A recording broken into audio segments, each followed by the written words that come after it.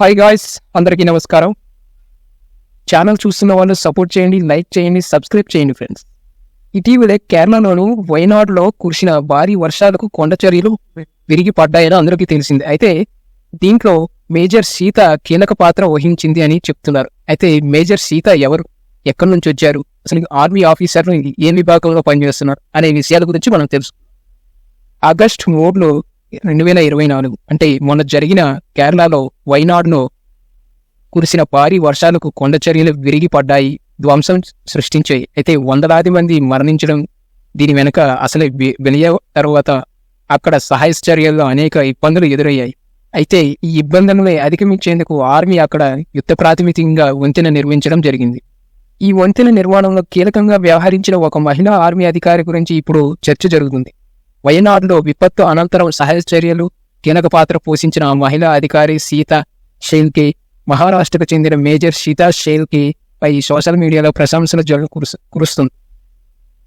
2 గ్రామాలకు కలిపే వంతెన వరదలో కొట్టుకుపోయింది. అయితే సీతా షేల్కే ఆధ్వర్యంలో ఆర్మీ అక్కడ రికార్డు సమయంలో తాత్కాలికంగా ఐరన్ బ్రిడ్జ్ నిర్మించింది. దీంతో మేజర్ సీతా షేల్కే ఫోటోలు సోషల్ మీడియాలో వైరల్ అవుతున్నాయి. సోషల్ మీడియాలో యూజర్లు ఆమెను టైగర్ అంటూ కొనియాడుతున్నారు.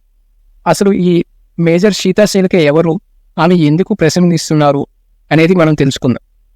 వైనాడు విపత్తు జరిగిన వెంటనే సహచర్యలు ప్రారంభమయ్యాయి. అయితే చోళమ్మై, మన్నెక్కై గ్రామాల మధ్య బ్రిడ్జి కొట్టుకుపోవడంతో సహచర్యలు తీవ్ర అంతరాయం ఏర్పడింది. వంతెన లేకపోవడంతో సహచర్యలకు అవసరమైన పరికరాలు, సామగ్రి తీసుకెళ్లడం సాధ్యపడలేదు. దీంతో ఆ ప్రాంతం వెంటనే వంతెన నిర్మించాలని గవర్నమెంట్ ఆదేశం ఇచ్చింది. అయితే వంతెన నిర్మాణం తర్వాత అంబులెన్స్, ఇతర వాహనాలకు అవసరమైన పరికరాలకు ప్రమాద స్థలానికి తీసుకెళ్లగలరు. ఇప్పుడు సహాయ చర్యలు వేగవంతమయ్యాయి. దీంతో అప్పటికప్పుడు ఆర్మీ సిబ్బంది బెయిని బ్రిడ్జ్, తాత్కాలిక ఇనుప వంతెన అని అంటారు, అయితే దాన్ని నిర్మించడం జరిగింది.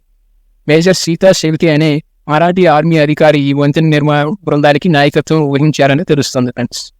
మేజర్ సీతా షేల్కే ఎవరు? మహారాష్ట్రలోని అహ్మదాబాద్ జిల్లా గడిల్గావ్కి చెందిన సీతా షేల్కే ఆర్మీలో చేరారు. చెన్నై ఆఫీసర్ ట్రైనింగ్ అకాడమీలో ట్రైనింగ్ పూర్తి చేశారు. ఆఫీసర్ ట్రైనింగ్ అకాడమీ ఇండియన్ ఆర్మీకి చెందిన ఒక శిక్షణ సంస్థ. ఇది షార్ట్ సర్వీస్ కమిషన్ కోసం అధికారులు ట్రైనింగ్ చేస్తుంది.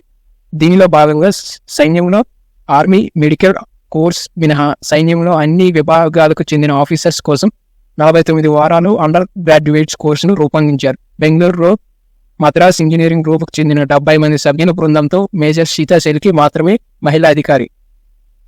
ఆమె పర్యవేక్షణలో ఆర్మీ సిబ్బంది రికార్డు స్థాయిలో 31 గంటల్లో బెయినీ వంతెనను నిర్మించడం జరిగింది. కొత్తగా నిర్మిస్తున్న వంతెనపై మేజర్ షేల్కే నిల్చొని ఉన్న ఫోటో శుక్రవారం సోషల్ మీడియాలో వైరల్ అవుతుంది. ఆ టీం సీతా షేల్కే ఒక్కరే మహిళా అధికారి. ప్రస్తుతం ఆమె తల్లిదండ్రులు టాక్లీ డోకేశ్వర్లో ఉంటున్నారని తెలుస్తుంది. ఆమె తండ్రి అశోక్ షేల్కే, ఆమె తాలూకు పేరు పొందిన న్యాయవాది సీత ముగ్గురు అక్క చెల్లెలని తెలుస్తుంది ఫ్రెండ్స్. జూలై 31 ఈ వంతెన నిర్మాణం ప్రారంభమైంది. ఆగస్టు 1 సాయంత్రం 5 గంటలకు పూర్తయింది.